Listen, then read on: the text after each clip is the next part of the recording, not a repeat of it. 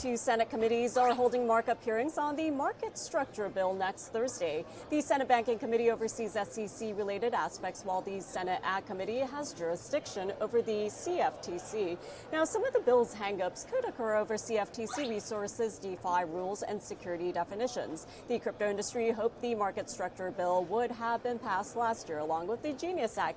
And even though the act was passed, there is currently a battle between banks and crypto exchanges on reopening it and also changing rules on payable interest. Well, joining me on this Friday morning to weigh in is Timothy Masad, Director of the Digital Assets Policy Project at the Harvard Kennedy School. Good morning, Tim. Thank you so much for joining me. So Good as morning. the new year gets underway, the Senate, thank you so much for joining us. Well, the Senate Banking and Ag Committees working on market structure legislation. So what should we expect out of the markup hearings next week?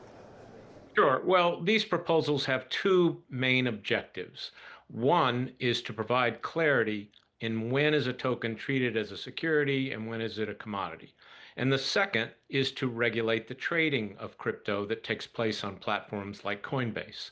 But there's not yet sufficient consensus, potentially. We'll see.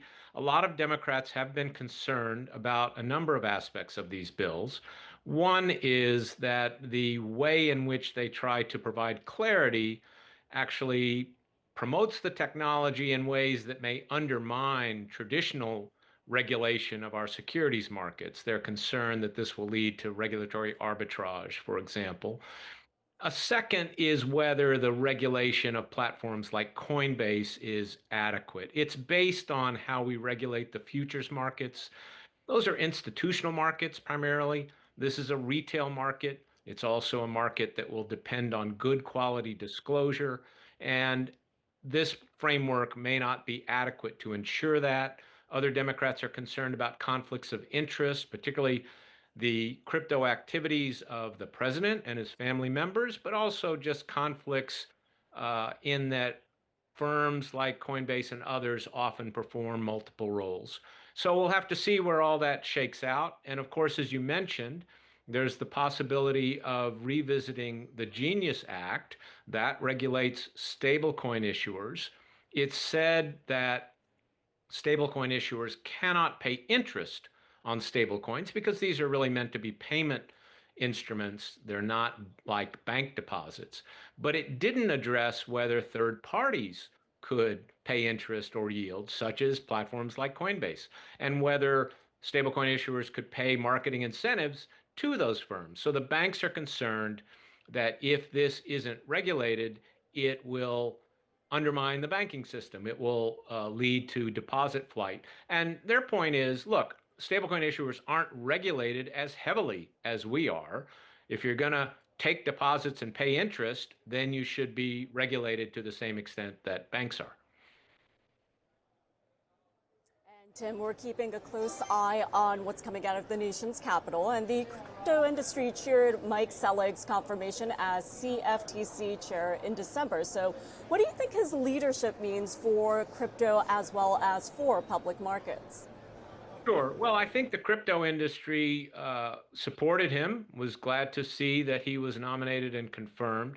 You know, I think the challenge for Chair Selig is he's got a lot of challenges on his plate. Let's just put it that way. The agency has lost a lot of people.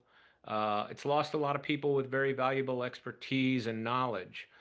He doesn't have other commissioners. And you know, the agency has been faced with new responsibilities for prediction markets and for crypto markets. And the concern that I and many others have is, are our traditional futures markets, you know, the markets that farmers depend on and people in the energy industry depend on, and people up and down supply chains, you know, are those getting adequate attention? So, you know, I know he's going to be focused on crypto, but we got to make sure those traditional markets are well regulated too. And finally, Tim, before I let you go, we are only 9 days into this year, but a lot has been taking place so far. So as we head into 2026, give us your outlook for digital assets policy.